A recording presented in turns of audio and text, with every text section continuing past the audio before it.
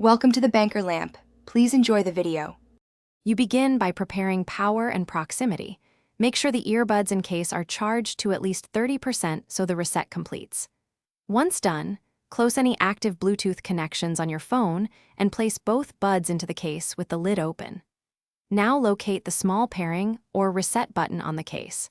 Press and hold it for about 7 to 12 seconds until the LED flashes or changes color. This initiates the factory reset sequence and clears the earbud's temporary state. Next, you must remove old pairings so the earbuds can start fresh. Go to your phone's Bluetooth settings and choose Forget or Remove for the Philips entry. This prevents automatic reconnection. Then return to the case and continue holding the reset button until the LED displays the documented reset pattern, alternating flashes or a steady color, because that visual confirms the firmware cleared pairing data. Once that happens, keep the earbuds in the case for 30 to 60 seconds to let internal systems stabilize.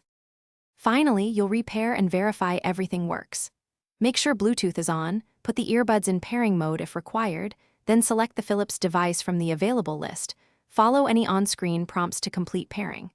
After pairing, test stereo balance, microphone, and call quality so you know the reset resolved issues.